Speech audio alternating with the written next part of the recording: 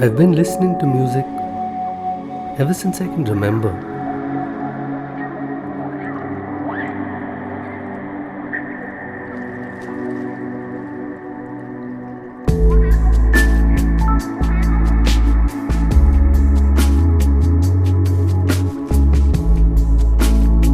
And then one day, I heard a song that hurt me back.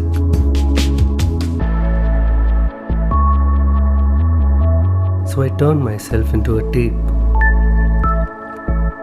recording stories from people who made my life sound better.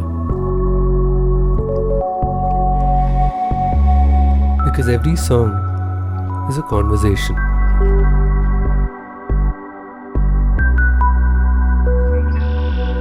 Waiting to begin.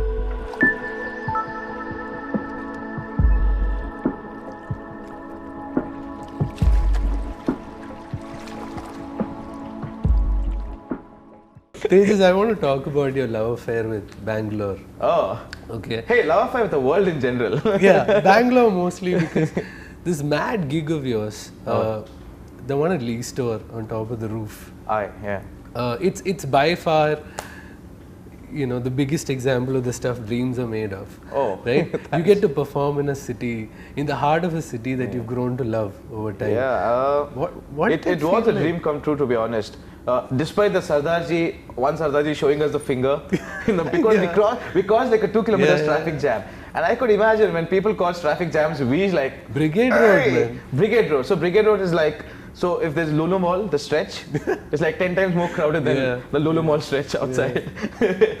So yeah, we decided to do this when we were shooting the Boom Shankar video, and we questioned ourselves, what is quintessential Bangalore? Yes, there are parks, there are beautiful places, there are pubs, everything, but MG Road and Brigade Road is also the kind of place which every person, a Bangalorean or not, has visited, and we wanted to capture that.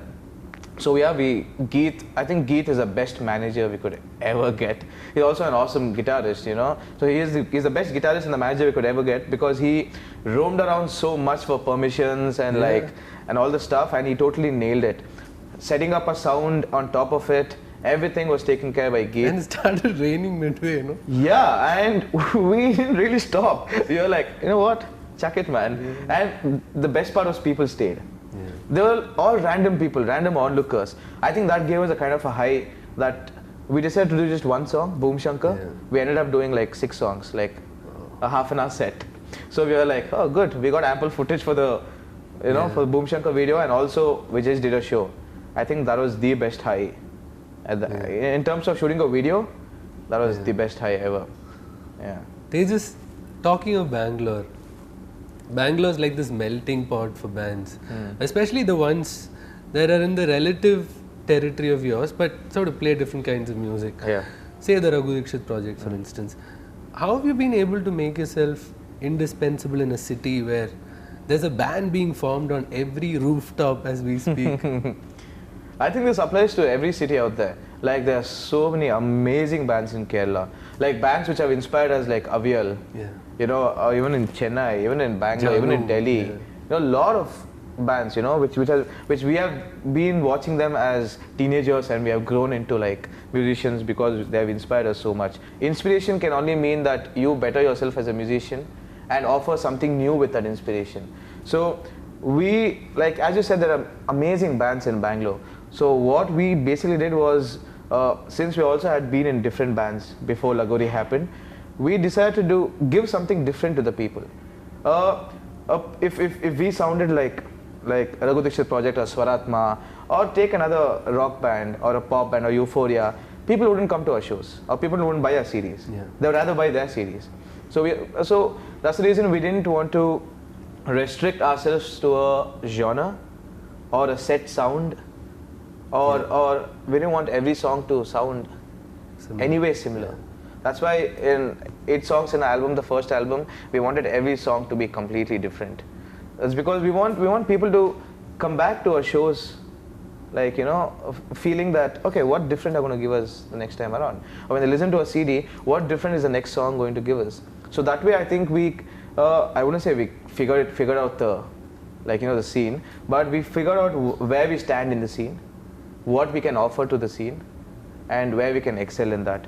So I think Geet is amazing that way. Yeah. I mean, he's and also Gaurav was, who also manages Raghu Dixit project, is Geet's brother.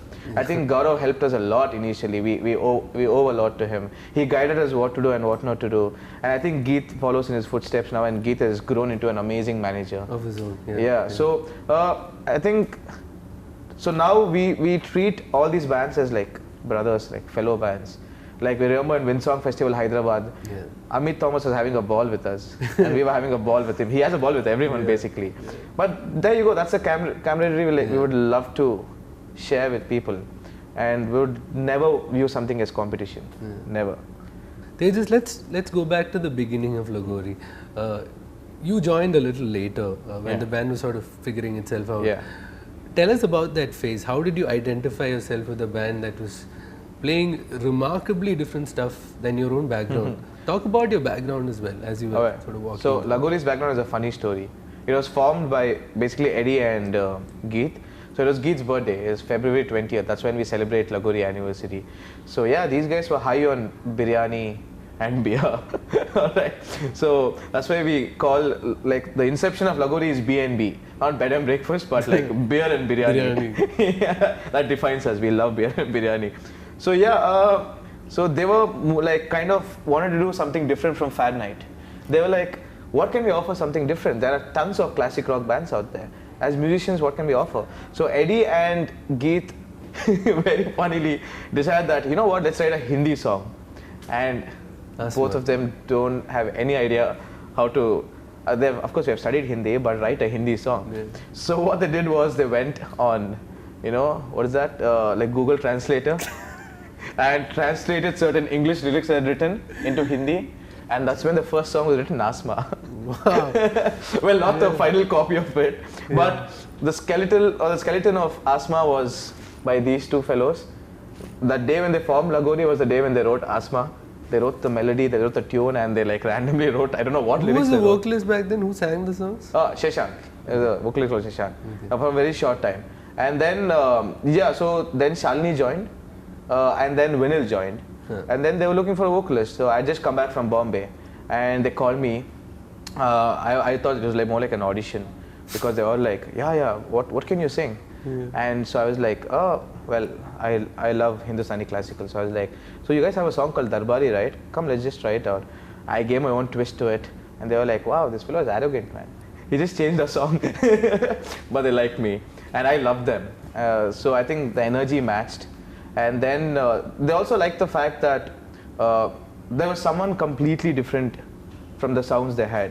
And I love the fact that, oh, great. I was missing the stage on Bombay, basically. I was missing a band.